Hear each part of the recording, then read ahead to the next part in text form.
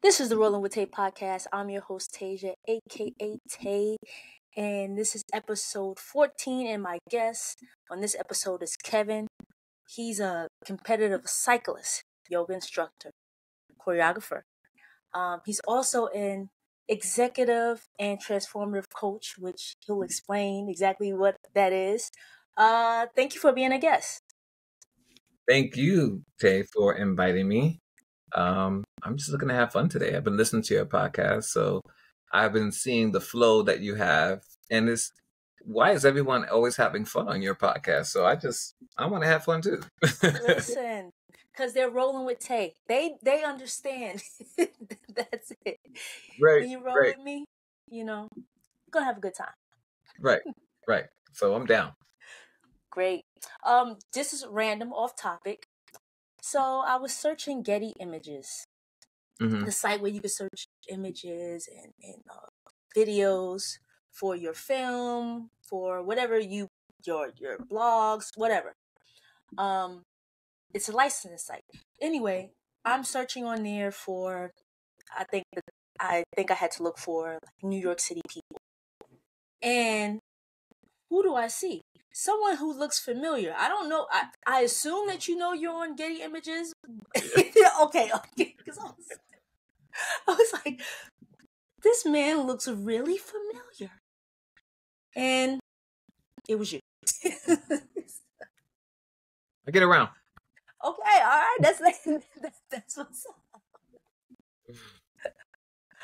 up. Next time, I'm on the job. I'll definitely try to throw you in the footage. Okay, awesome. Thank you. I gotta look out for you. So let's get into the interview. And can you briefly talk about what executive and transformative coach is? Yeah, so I've been running a nonprofit. Well, in my former life, a former professional dancer for 20 years. And then after coming off tour, we wanted to create an organization in our community, which is East New York, Brooklyn. So we created a nonprofit arts organization serving our community through arts and performing arts and just a way of revitalizing East Brooklyn. And I've been doing that since 2006. And with that became a lot of like leadership classes, and then my mentor is really challenging me. And then I think, really since 2020, outside of the pandemic, which was traumatic by itself, but I was also going through my own emotional stuff. And through coaching and extended coaching from my previous years and therapy, birthed executive coach, because that's what I do with my staff. And I think once I leaned into those areas of vulnerability, it just unleashed another side of myself and staff, and just we all able to grow. So I never like to see myself as, the boss, but I do feel like I'm in charge of taking care of people. That's really cool. And that you had that connection with the people that you worked with. Yeah. And I think a lot of companies could benefit from someone like you, because this work-life balance, the day and age that we're in now, the culture of hustling and working until it's too much. So to have people that you work with, work under, understand and really take the time to foster the relationship that more than just a working relationship, if I'm saying that right. But I think it's really important that you do that. Thank you for that. Yeah, if they do well, I do well. So right. we all win. Why would you right? Like why do some higher ups and bosses, just Hmm. work their employees, work their staff into the ground, and it's just like, you're right. If if we're okay, you're gonna be okay. Yeah. It's like, yeah, I just don't understand it. And I work in the TV industry, and sometimes it's just so like, why you gotta act like that? Why why do you have to talk to people like that? Yeah, Why do and you have? especially in those fast-paced, moving industries like television and film and production assistants and production managers. Yeah, there's a lot of, scrapping for, the next level up. But I purposely use the word scrapping because it's a mindset, right? If I believe I have to scrap, then of course everybody else, I can't treat you great. I'm trying to get to this next level. And a lot of that mentality just comes from storytelling in your own mind or some shadow areas that just haven't had the ability to kind of develop yet. So then you kind of lead from this very underdeveloped space that is just, sometimes immature. Yeah, I do see that a lot with some people in this industry that I'm in. I'm just like, it's crazy. Try to stay as positive as possible. Yep. Have quotes. Try to brighten people's day up because I don't want them messing up my day. I can't. We I have to like be that here. one. I like that one. Listen, we have to be here for 14 hours, sometimes 16 hours. No, no. You're not gonna mess up my day on hour two. No. Right, exactly. We have 12 more hours to go. Okay, so what came first for you? Was it cycling, yoga, or dance? Well, I've been a dancer since 10. I was a b-boy in the 80s. Oh, And yeah, I did that from like I started at 10 and then I went to like 16. And I felt the fade of like break-in and pop-in and I was like, "Oh no, what am I going to do?" And then like 17, 18 I just wasn't dancing and then backup dancing became a thing in the videos and then I wanted to get into that. And then I was doing that. And then I got introduced to people who were, in the studio life, and I came from the hood. I was like, why y'all know the same thing? hmm. It was like, oh, it's right out of class. What class? And it was like, oh, well, it's jazz class they were taking class at Alvin Ailey at the time or taking class with different choreographers around the city. And it was like, oh, you should come to class. And I remember going to my first ballet class and I had on these high top sneakers. The ballet teacher was like, take your shoes off. And I was like, okay. Um, and I just really got introduced to some really amazing mentors and teachers. I got started a lot later in the typical game of dance, but because they believed in me and then challenged me, that ended up becoming a 20-year career. So dance was first. Dance was first. Okay, then what type of dance do Hmm. you prefer? Like, or the discipline, I guess you would say. You're You right. prefer the Yeah, prefer yeah, the yeah. most. Yeah. So I grew up as a hip hopper, but then when I started training, it became, modern jazz, West African, classical ballet. But my probably my go-to and favorite was modern jazz. Was a discipline that I was more attracted to. But you know what? Now that we're talking, hold up, let me rewind the tape because I was riding my bike since 8, and that was just leisure, you know. But I remember like sneaking and riding to my cousin's house on the other side of Brooklyn, 10, 11. And then that just became a thing in my teenage years. Like they would literally meet up at my house and back in the days when you had to pack tools in your back, like real tools, vice grips. Because I never bought a bike as a kid. Mm-hmm. We literally would ride around and look for someone who threw out a bike or threw out a frame. and you would take it back to like your friend's backyard or whatever, and you really just scoured the city for parts, like wheels, tires. And I probably made like 3 bikes when I was a teenager. I never bought a bike as a kid. And I just would like ride around the city, my friends. We just have these adventures riding around the city as a kid. So you know what? To be honest with you, I I want to say that the bike came first, and then they just sort of like dance and cycling before the term cycling, was popular. Okay. So back to dancing. What made you want to take it further and be a choreographer? I think that was a voice. Having something to say. I think one of my teachers had told me that, if you weren't an activist in the arts, then you weren't really an artist. Mm-hmm. And I was like, ooh.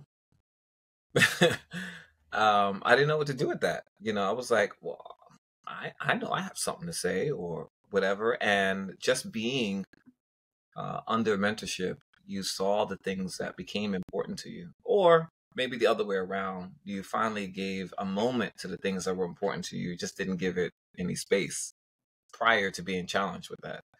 So now that I had sort of like a platform, I could say whatever I want to say now.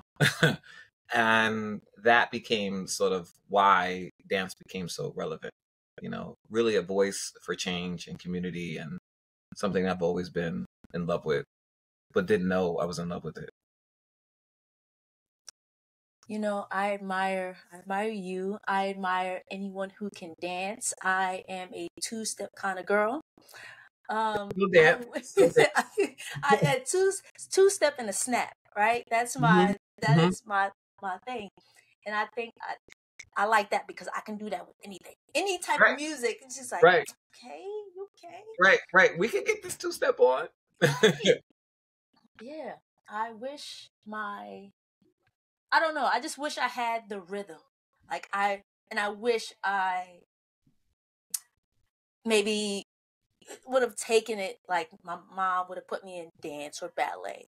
Mm-hmm. But I'm just my two-step with the snap over here. Well, we always say, all right, so everyone has the ability to dance. It's all there. I think and the difference between the two-step is just the social dances, which we all grew up on. But that's really the compelling factor, right? We dance because our families dance. So you went to a family party, or you went to a wedding, or you went to an event, and everybody did the same thing. Bye, baby. Love you back. That's my daughter leaving. And the social dances became sort of the identity of who we are. It was cultural. This is what we know, right? And it became home, and that was the thing that sort of bonded us together. And of course, and then now you have your codified dances, which you learn the structure of it. There's different types of modern dances. There's different styles of classical ballet. There's a million and one West African dances to learn. So the social dances is really what everything is birthed out of anyway. So that's who we are. Okay. So I'm a social dancer. There you go. Okay. Yes. Yes. Thank you. I thought it was, when people say, "Can you dance?" I'm like, "No, not really." Yep. But I can. You can. I'm a social dancer. There you go. So you recently posted on your Instagram that you're choreographing, or is that even a word? Choreographing. Damn it! Ah, man. You're close. Yes. Mm-hmm. I do know I do know that word. Um, recently, I think it was last month, right? Mm-hmm. It was, November, Stars of New York Dance. Yeah, it's an event that happens every year. It sort of mirrors the what's that show? Dancing with the Stars. Dancing with the Stars. So Dancing with the Stars, they have couples, and then you vote for your favorite couple, and that's the couple that wins. So this New York version, which is actually started by a friend of mine 14 years ago, um, she's really savvy, and she built an organization that attracted New York politicians.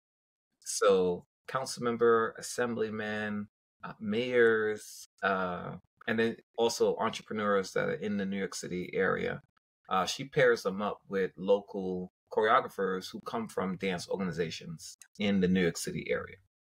And so whatever couple wins, then the money that was raised goes to that dance school for scholarships for those dance students. So you'll get like, I mean, there was years ago they had uh, Bill de Blasio. He was there performing. We had what did we have this year? It was, oh man, so many people have gone through this door. But I was also, each year they have an opening number by all the students who come from all these different dance schools between Brooklyn, Queens, Manhattan. And each year they set a new opening, and people really come to look for that before they start the couples dancing. So they asked me this year to be the rehearsal director and reset that piece on them, and I was, again, honored. I loved it. I miss teaching on that level. Well, congratulations again. Thank you. On that. That's really cool. Switching gears a little bit. Let's Okay. go to let's go back to cycling. Okay. So you're cycling. So you're dancing and you're cycling at the same time, right? Like, you mainly commuting, or you're doing it leisurely? So I don't dance anymore. Not on a performing level. I haven't done that for quite some time. No, but remember when you mentioned when I said, "Oh, what came first?" And then you're like, "Oh, actually, cycling." So, were you like cycling to dance? Were you? Oh, Yeah, okay. yeah, Okay. So okay, going back. yeah. So I bought my first bike when I was 19. I actually put out the money for it. And then it got stolen. Oh, damn. So I didn't have the bike, and then I was on tour. So there wasn't any a big need to really get the bike, because I was in and out of town, or I was performing on some stage, and then I would be out of town. And so that was for a few years.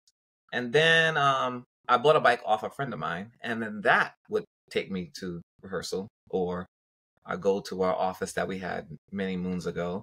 And then I wouldn't bring it back out for another like 3 months. And then I would do some commuting with it, or leisurely riding. So yes, you're right. It was, at that point in time, it was like leisurely, put it down, bring it back out every once in a while. And then I had my daughters, and I got married, and then the bike didn't even resurface for a while. So, what brought that bike back out? Or what? Yeah, like, what was the event? What sparked your interest back into riding a bike? I just pulled it back out. I was, I think because I wasn't performing, and I just needed an outlet, and I just really just grabbed it one day. I was like, I'm gonna ride my bike. And then I just found some friends who were also riding their bike every now and then. I was like, well, we should ride a bike every now and then. This is before the big bike clubs came out. Because this was like pre 2014. Yeah. Then I had put it down for a second. And then I said, no, then I taught my two daughters how to ride their bike. I was like, because if you're going to be with me, you got to ride your bike. Because they were already dancing, but you're going to ride your bike. So they were 6 and 8, 7 and 9, one of them. And I taught them both like back to back, clank, clank. And then we would just take our rides. And that just became, that started building. And then I would ride with them sometimes, and I would ride with my friends. And then I started getting into the long rides with some other friends, not really bike clubs yet. And then I bought a race bike that I didn't know was going to turn into a sought after race bike. So that's when I bought my Specialized LA 2016 version race bike, I must say. And he was like, well, what do you want to do with the bike? And I was like, I'm going to race maybe one day. I don't know. He said, well, then, okay, let's look at some race bikes. And then I just would, every couple of weeks I put some money down on it. And then I came back. That's before these insane prices came out for bikes. And that was 2016. And I raced that same bike today. Okay. So your first race, when was that? That was, well, when I said I wanted to race was 2020. I was like, you know what? I'm actually going to say it out my mouth. I think I want to actually race before I leave this planet. I don't know what that means. I don't know what you got to do. I have no idea. But I think that goes in, I do have my yoga side, when you are, oh, I lost you. Can you see me? Yes, I can see you. Yep. Oh, my Microsoft Teams just did some weird thing. Yeah, when you speak things out into the universe and they start to manifest. So once I said that, and then I met a friend who was like, oh, well, I know a cycling coach. I was like, they have them things? And I was like, well, of course, I guess that makes sense. There's strength coaches, there's running coaches. Why wouldn't they have cycling coaches? Yeah. And then he hit me up on Instagram, and it was 2020. I had nothing else to do. Yeah. So he was like, yeah, you'll work at home, and then I'll give you what you're going to do at home. And I had some rollers here. So that was 2020, right? December 2020. And then we rolled into summer of 21, which was, I mean, he said it too. He was like, now it's not overnight. He said, it's going to take a couple years for you to be competitive, but jump into the race game and see what happens. And so summer of 21 was my first race. Wow. Okay. Nice. My first crit race, right? Nice. How are you feeling? Like, I tell everyone this. I did say yes, maybe one day I will race, but I'm definitely not anywhere near there yet. I'm just saying it, putting out, speaking into existence. There you go. You just said it. Now, what's going to find its way to you? Oh, I didn't know what I was doing. I didn't get any prep for racing.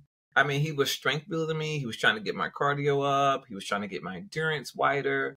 But I didn't know what I was doing. I was scared as hell. I was like, why am I doing this? Jump into the starting line. I was like, oh my God, I'm having a panic attack. Absolutely having a panic attack. I had just recently got with the cycling group that I ride with locally here in Brooklyn, Island Lunatics. And shout out to Island Lunatics. And some of them and the ride leader and my friend Ashton, they all came to the first race, and I got dropped immediately.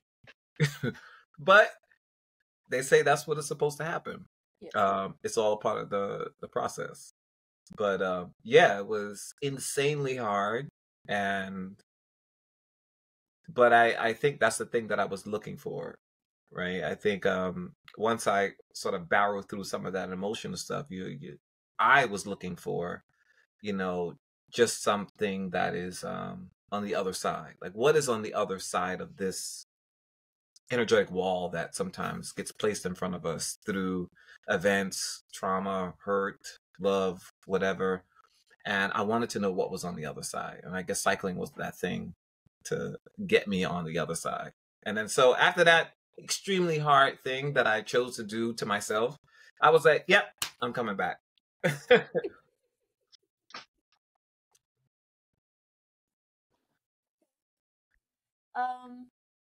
Now you also race gravel, right? Cyclocross. Cyclocross. Yeah. Okay. That's what it is. How do you prefer that over road racing? You know, all right, so this is what happened. And my race director is probably gonna see this. But or hear this. So 21, just started crit racing. And at the same time, a friend of mine told me there was a new race team and they were looking for amateur racers. Team specifically developed to showcase and celebrate black and brown athletes. And I was like, oh, okay, I'm down with that. He was like, but it's a cyclocross team. And I was like, I've seen videos of that. That shit look hard. I was like, they on grass and stuff and mud. I don't know. I think I'm a pass. And it was like, no, you should really. It was like, look, you said you wanted to race. I was like, yeah, not that. I'm going to race crit. And he was like, look, but you'll be racing, build up your endurance, your fitness, and then you can. No one's saying you can't race crit. And I was like, oh, okay, it's an idea. All right, I'll think about it. And I think 2 weeks went by. He called me up. He was like, did you think about it? And I was like, I did, but I'm not really compelled. He was like, oh, come on, stop playing. Just go and apply. I went to the website, applied. I think maybe 2 months went by, maybe 3 months went by. Didn't hear anything. And he was like, "Did you hear anything?" I'm like, "No, maybe I'm not a candidate. I don't know." And literally, I think the next week I got an email requesting an interview via Zoom. And we had the Zoom interview, and I got an email maybe like a day later saying, "You're the perfect person. We would love a part of this team. We're offering you a spot on the team." It was fully sponsored, even the bikes. So all of the founding members got a brand new bike, sponsored by SRAM, Industry 9. Let me get it right because he'll have my head. SRAM, Industry 9 Squid Bikes, which sponsored the frame. And hold on. Who did the C post? I'm gonna get it. I'm gonna walk over there and see. I'm gonna get it. Yeah. So along with everything else, and his idea, Randy Locklear, was that he wanted to remove all the barriers for racing at the highest capacity that you could, as if this was a pro. And you just wanted to be in the space and bringing black and brown athletes to the space that was commonly known for white male athletes. And so hence became the birthing of now cyclocross racing, which is the hardest thing I've ever done. But now I love it. I don't understand what happened. So I race both. I do crit racing and I race cyclocross. I don't know if you saw the episode I did with Keisha from Major Knox. I saw clips of it. Yep. And she also races that cyclocross, Yep. right? Cyclocross. Mm-hmm. And yeah, I'll be bigging her up on her page. and she was telling me about it, and definitely will go cheer you guys on. I'll be in the stands, but I don't know. I don't blame people when they say I don't know about that. I don't blame it. It's hard. But you know what you end up start really liking? Well, for me, what I ended up really liking about it was there's so many things to think about in cyclocross racing. I mean, along with crit racing, but with cyclocross, it's some of it is very heady, and it takes a physical skill to accomplish each one of those things. So you kind of set your mind on, I'm going to focus on doing this thing a little bit better. And then, you know what? I'm going to focus on this thing a little bit better. And then when you start seeing you're getting one thing a little better, you're like, oh, all right, well, I'm going to keep on going. And that's what ends up happening. And then before you know it, there's a wealth of information that you've been acquiring. And now you're doing a couple things, maybe just a little bit better than you did when you first started. I'm a let me know. Keep me posted when your neck races, and I have to see because if I have to see, with my eyes what this is about. But I would like to get into racing.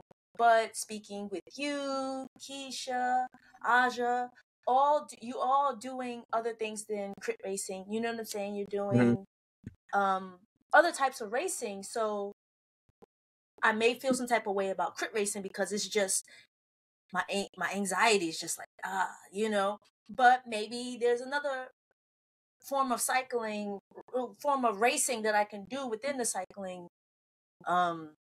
realm that Yeah. I may really like. You know, I'm only seeing the crit racing, like that's Yeah. what pops up on my feed. So now talking to you guys, I'm like, all right, well maybe let me look into this. Yeah. And I think with crit racing, everyone is obviously fearful of falling, because crashing in a crit race could hurt. But falling in a cyclocross race, I mean, you're gonna fall probably a good handful of times anyway, and it's grass, so dust yourself off and get back on the bike. That's a great way to look at it. And she said as well, you're on grass, so I'm just like, okay, that makes it a little better. Yeah. I still don't want to, but that makes it a little better. Oh goodness! And when was your last race? It was actually a gravel race because now I want to do more gravel because I went to Colorado to race a gravel race, but that was really my first gravel race this October. So my really last race was in Staten Island a couple weeks ago, November something. It was their first gravel race, so we were the inaugural crew going in be a part of this relay gravel race. But I'm liking gravel racing. It just seems like a different a rendition of road racing. Yeah. So yeah, my bike is now fitted out for gravel with my gravel tires. I'm just gonna leave it like that for the season until we come back to cyclocross. So I plan to get on a few gravel races for this upcoming season. Okay, cool. So you have the one bike that you do all your races on. I have two bikes. Well, I have three bikes, but I have my road bike where I do my crit racing on, and then I have the cyclocross bike that I do cyclocross and gravel racing on. Got you. And you just switch out the tires. I switch out the tires. Yeah. Okay, cool. Okay. All right. I'm gonna think about this, and then I'm gonna think about it. Then we'll see. Maybe you'll see me out there. I don't know. Right? I'll be like, yo, it's Tay. She said she was coming out. Right. Okay. So let's switch gears again. Okay. And yoga. You're a yoga instructor. Mm-hmm. How'd you get into that?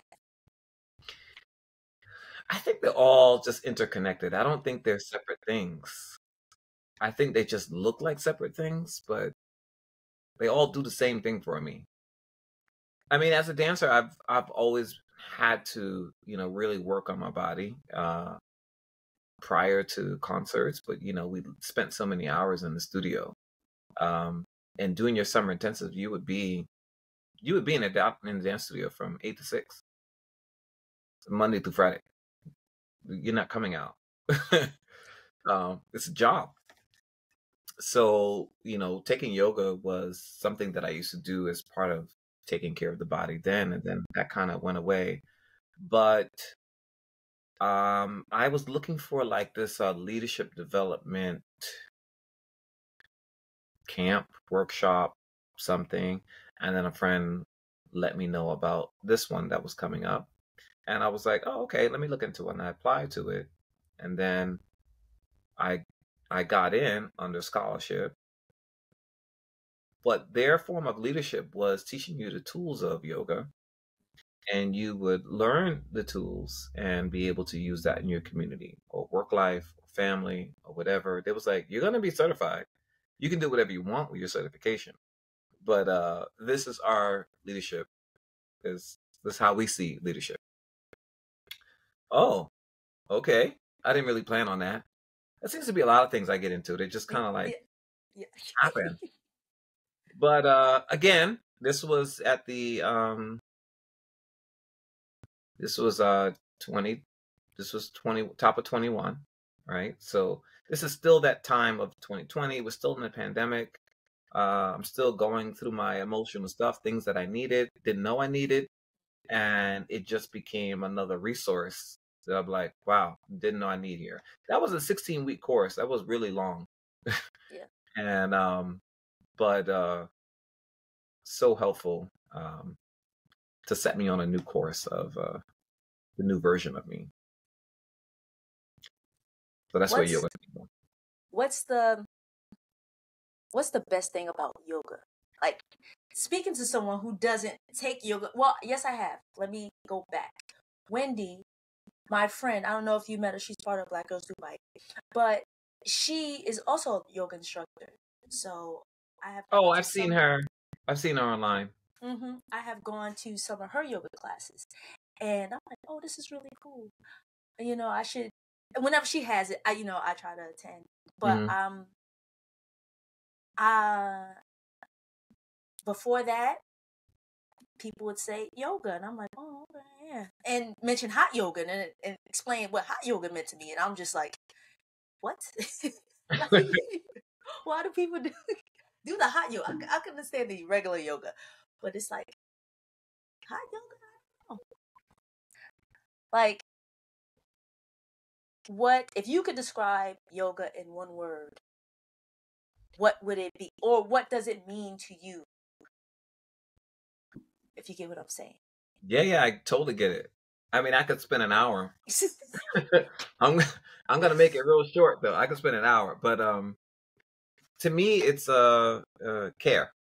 Mm, Um, I have so many perspectives on yoga, and I'm just gonna talk about them by the perspective, right? So in my certification and teacher training, they kept asking us, which direction do you want to take your yoga? Do you want to take it from a physical kinetic perspective, or do you want to take it on an emotional, spiritual perspective?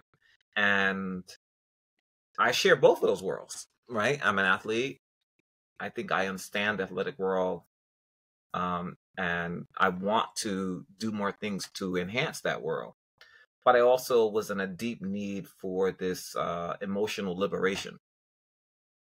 And so some days I differed. Some days I'm like, no, I want to work on athletes. And then some days I just really needed like that warm blanket. And that became that. And then I would switch my ideas to wanting to take it from an emotional perspective.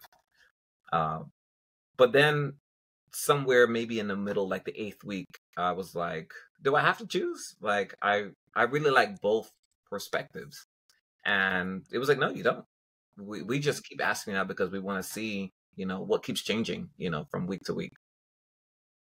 So there's this very physical development part that I love about it, that you don't get to do when you're in the gym. mm, You don't get to work on those internal muscles that way. There's this very emotional, liberating side that I don't think we get a chance to do a lot, especially as men. And those things that are buried, they don't get a chance to surface because, like you said, we're always hustling, we're always on the go, we're always moving, and you don't get a chance to address those issues.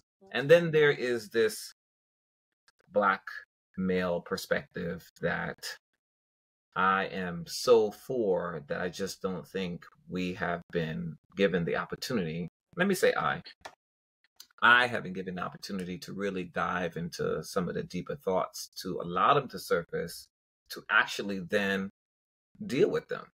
How do you deal with it? How do you come up with a solution for things? Um, and it's a space for me to just be. Like, I don't have to be anything else but me.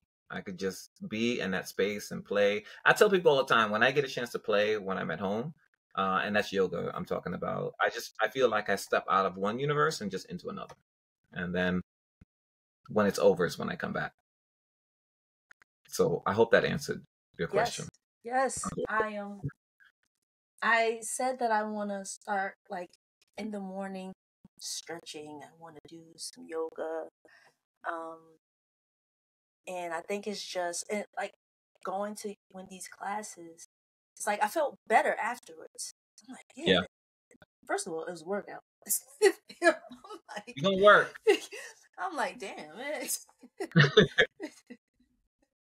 I mean, I think there's this myth that yoga is all about just stretching and it's light and it's, breathing, and all that is great. But I don't know if the average person understands how much work goes into a class that may be designed to strengthen you. And anything designed to strengthen you is going to be work. And we're not just breathing and we're not just light stretching. No. Mm-mm. Sweating at the end. I'm like, damn, this is Oh, you're this gonna be was something. But like I said, I felt good, and I could just see why people do it. Before I just chalked it up to like, oh, they're just it's just stretching. And then, Mhm. like I said, when people start saying they're sitting in a room with it's 125 degrees and it's hot yoga, and I'm like, what? But now, like, I would like to go try hot yoga. I would like to try these different types, forms of yoga, Mhm. just to see, like, what is this all about? And really, I think how also I look at yoga is like how you said care. I think it's like it's like oneness with yourself. Like you are like with your thoughts, and it's sort of like, to me, a little bit like meditating. It's just like, oh, okay, like the poses, you're trying to focus. It's like I'm not really thinking about really anything else, but I'm in the moment, I'm present, you know. That's how I look at yoga. Only the few times that I've done it. And it may change once I start, taking it more. You had a perfect definition for it, though. That it is meditation, right? Because you're focusing on one thing, and you're not being distracted by everything else going on in your life. But there's so much science to it that just amazes me every day. I mean, every day I get impressed with it. From my coaches understanding the science of silence in the body, and my coaches are taking it from a very scientific perspective on just working on their athletes. I'm comparing it to yoga, like, oh, yep, that makes sense. But I mean, even some of the simplest ailments that we develop, as we get older, and part of our teacher training was every Wednesday was a lecture class with a medical doctor, and he did a lot of comparisons. And he said the number one thing that could cure a lot of the ailments was rest. Mm-hmm. And so many things that our bodies are trying to combat on its own, because it does have the power to do it. But because we live in a society that everything is just on the go and it's running, it's running, it's running, it's running, we don't give our bodies a chance to recover and to be able to garner enough of the elements to combat the things that are going on in your body. And rest is one of the main key elements. And when I say rest, doesn't mean that, we need to be sleeping, but even bringing the body to stillness is where a lot of the magic happens. So the science side says when the body's at rest, stillness is when it can detoxify itself, is when it can repair muscles, Mm-hmm. is when it can pull all the toxins out, reduce your blood sugar. On the emotional side is when the stress comes down. You can think clearly. Your sense of perception is different. If you believe you're in danger, then you're in danger.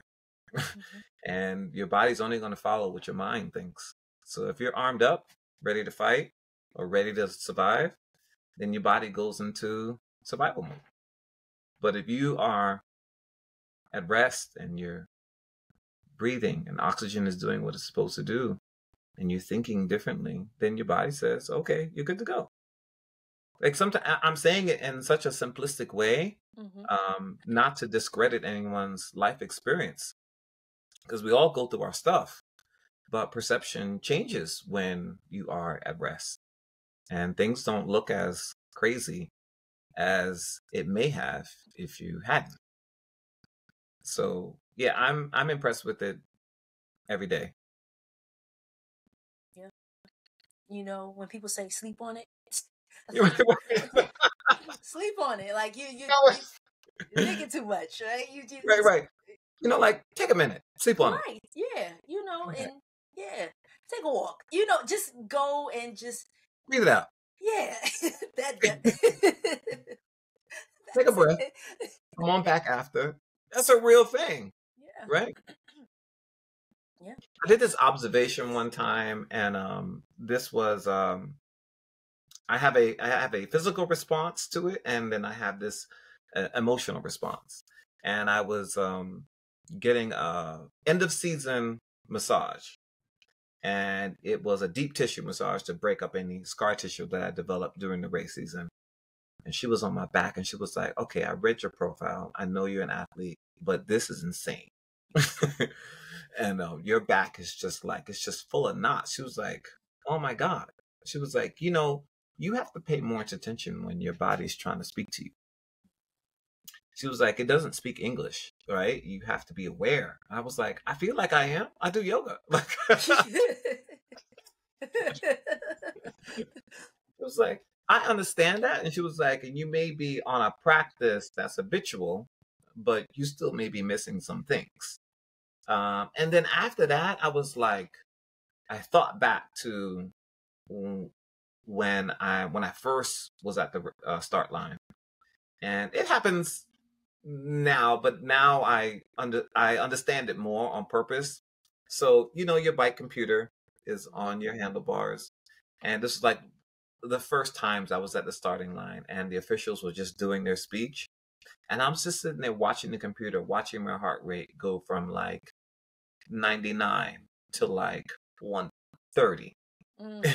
Just watching it rise. I'm not doing anything. I'm just standing there. But because he's talking and he's saying, he's just doing the announcements. Have a safe race.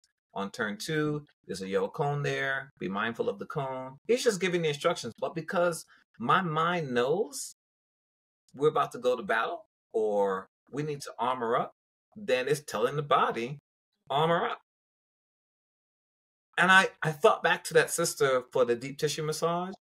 And when your body's trying to communicate to you. And then I thought about the thing that I love, which is perception. And if we use that in every day, right? Because nothing was really happening at the moment. I'm just standing there.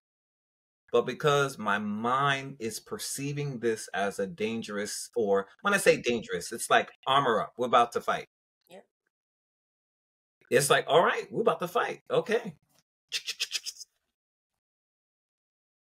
I mean, this could be any person, this could be any situation, this could be any relationship, this could be any job, this could be anything.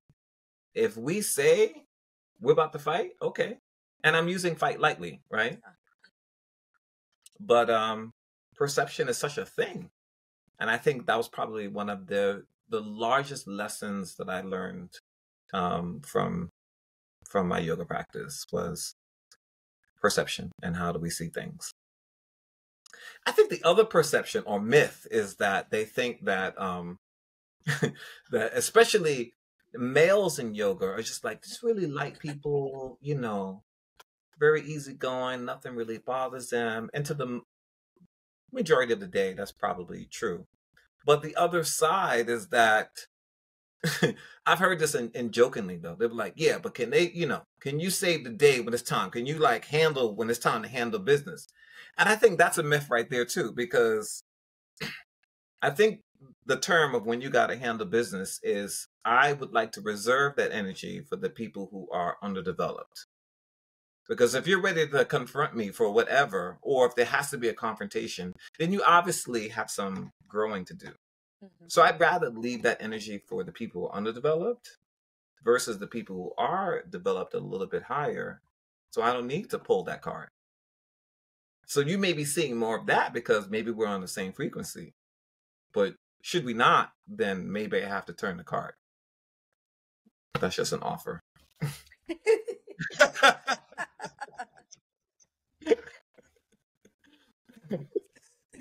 Say. So, what advice would you give, especially to men who are on the fence about yoga? Like, oh, should I try it? Because it is marketed, and it probably is predominantly um, women dominate yoga Yeah. studios. You know what I'm saying? So, what advice would you give to a man, specifically maybe a black man? It's like, yo, try it. This is why you should try it.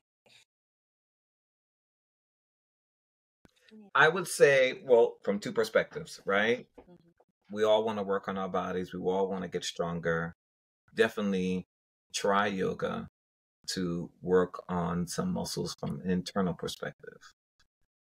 We all want to work on our bodies from an organ perspective too. Well, I'm saying we all, but maybe we don't know yet. And we want our organs to be functioning properly. But probably the more important thing I think that I always reflect back to is this sort of like living on the grind, and I'm a grinder and I can sleep when I'm dead. I look, that thing is out the door. Exactly. But as black male children, I believe that the idea of developing an emotionally progressive child into a young man wasn't the picture, especially when I was growing up. Maybe now starting, Mm-hmm. but if they want to get through some versions of themselves or develop in a very different way or see who they're supposed to be, then that's definitely a way to sort of be courageous that way and uncover some of the deeper sides to yourself. There we go. I hope this is recording because I gotta I'll write that down. send me the recording for that one. I need to write that down. That's your caption right there. Right, right. I'm actually getting ready to start my 5-week yoga for a cyclist series.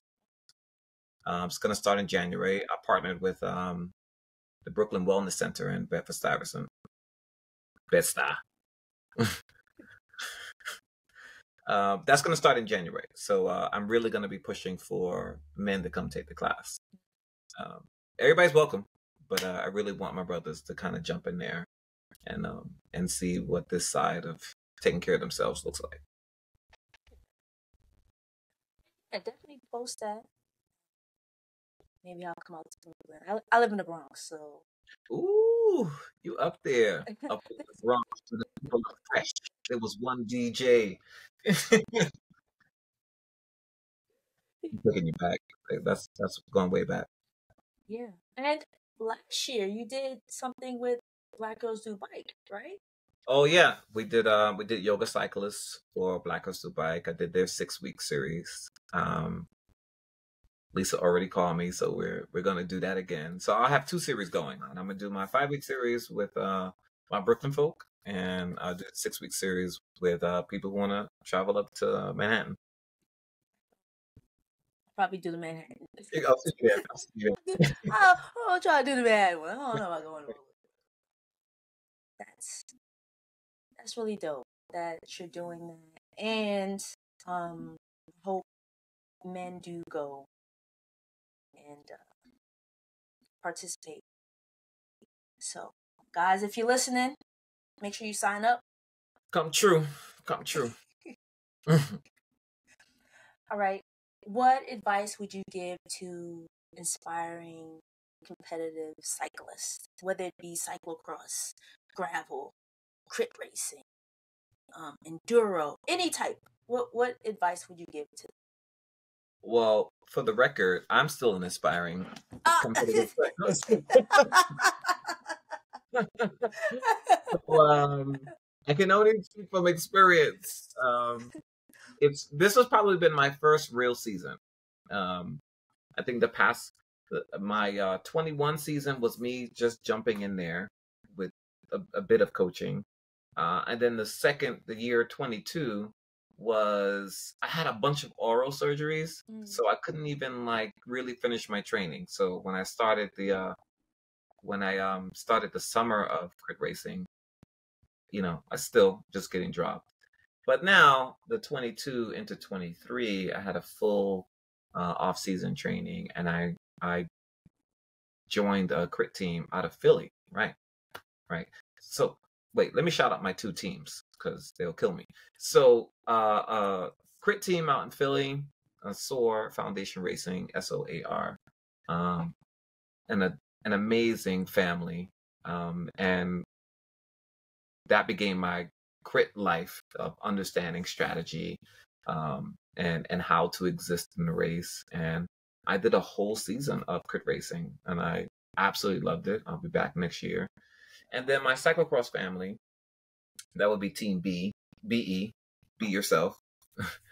And that's the team that I've been more racing on ever since the fall season of September. But with those two teams together, I've done a lot. So from a continuing aspiring crit and cyclocross racer to upcoming, maybe you haven't started racing yet and you want to get into racing, I would say there's never a perfect day to start. Just start. You can't ever be trained enough. You can't ever have the right bike enough. You can't wait until no, just start. You'll learn as you go.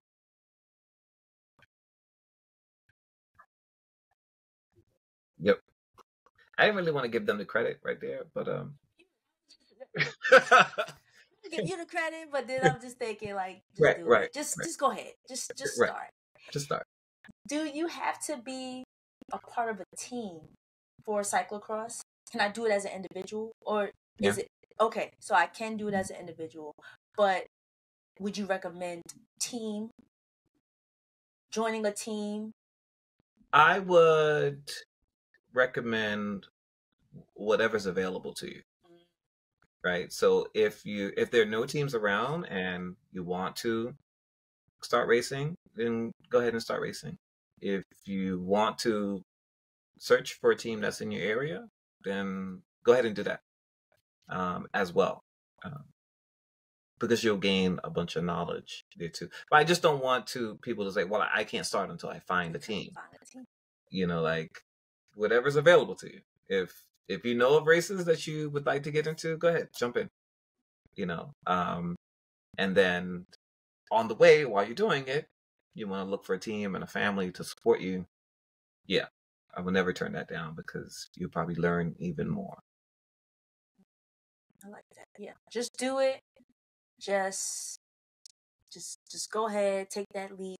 Do it. Press that button. Right, and if you, like you said, if there's a team, because I'm be honest, like I may look into it, and I'm like, oh, there's no team around me. Oh, I'm not gonna do it. But don't use that as an excuse. Right. You can still do it as an individual. So try it out, and then, like you said, if you come across, you do it, and then you come across a team and join a team. But I think Keisha started as an individual too. I think her first couple races. Yeah, I think she did. Yeah. That's okay.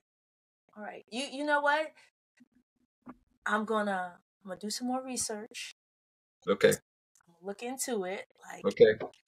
I did see one. I told Keisha I saw one video, and I was like, "The hell is this? What is that? What's going on?" But I'm gonna look at some more. And like I said, I think I need to see it in person, because that's when it's just like, oh snap. And then especially seeing someone I know do it, I'm like, oh, same thing with gravel, same thing with everything. Now, the crit racing, I wasn't like, hey, let me. Like, I'll watch that one. I'll watch that one. I'll watch that. I'll with my camera record, but ooh. But okay, I am. Yes. Are you going to do your last year? I think it was last year you did your 100 push-up challenge. Oh, that was with that was a few of us. That was Andre Campbell from Carbon 6 Racing, and a few of us on the East Coast. We all just sort of jumped in there. So right. And different people started it. So he started it, and then I jumped in on him, and then some East Coast people jumped in with me. And it was around this time we started it last year. 100 push-ups a day. Yeah, I got to get in the mindset to start that. And you can spread it out, right? You know, you can spread it out to 20 now, 20 a little bit later. Yeah. Okay. Well, I got inspired a little bit by your 100 push-ups a day, right? Around this time, I started today doing 1,000 jump rope skips. So I'm gonna do that until the 2nd of January. Okay. I don't know why, but I was just like, oh, let me challenge myself. Let me do something. Do you do 1,000 in one setting? Yeah, like I'll take a break, but I'm not going to do Like how many before you do a break? Until I get tired, until I stop. I What's don't that, have like 100? I could probably do like 150, 200 without like, I'm just like, okay, let me stop. Let me see. What's the tempo for that? It's like 1, 2, 3, 4, 5, 6, 7, 8, 9, 10, 11, 12, 13, 14, 15, 16, 17. That's like 1 a second. That's like one. So that's like 60 jumps a minute.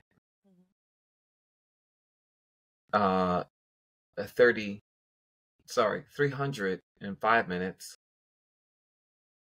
Yeah. They say it should take you about 8 to 15 minutes to complete. Right? 1,000. Yeah. And today it took me, I think, like 10:55. Well, I just said 305 minutes, so then 10 minutes would be like 600. So maybe it's not 1 a second. Maybe it's a little faster than 1 a second.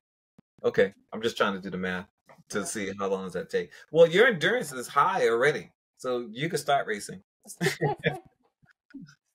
Well, you know what? I'm like, oh, let me build my endurance up, right? Let me do something. And I got a jump rope, because when I travel, I'm like, what can I do, right? When I'm at work, this is my take a walk. This is my, all right, jump rope. This is in the morning, jump rope. You know how they say exercise and Yeah. that's it. Like, okay, let me jump rope. And then I even got some people, coworkers involved, like, oh, let me jump. I'm like, go ahead.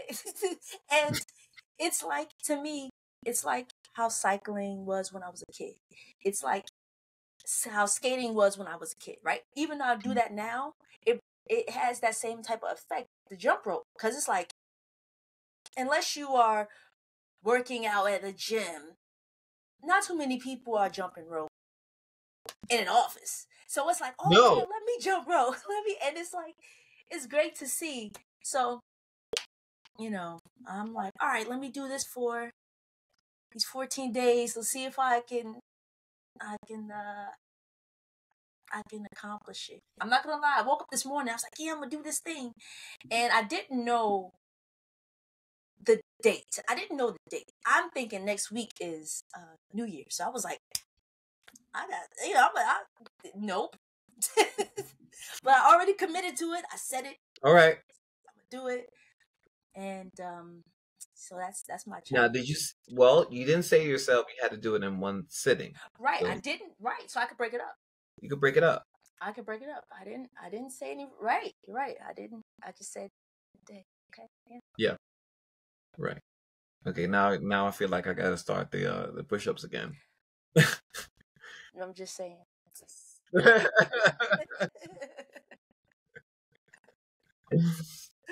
Oh man. Are there any final words? I feel like we covered so much. It's been such a warm conversation. Um, and if you've seen some of my postings, it's always about some kind of enlightenment or perspective. um, I'm always looking for that, especially whenever we feel like we're reaching a new chapter in our lives. And how do we cross that threshold? Sometimes that threshold needs a little burn to it in order to get us on to the other side. But it's all temporary. So yeah, I'm just appreciative of this moment, and hope that you get more conversations like this that we can all be a part of, and we can get some insight from everyone around you in some type of endurance sport or something. Yeah, I like that. I hope as well. Yeah. Thank you so much for being a guest, taking your time out to talk to me.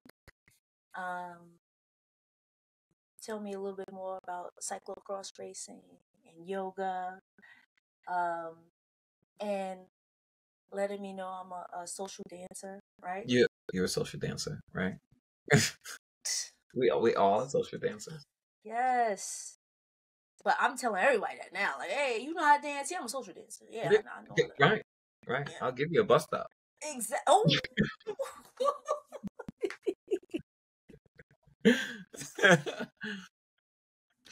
Oh gosh.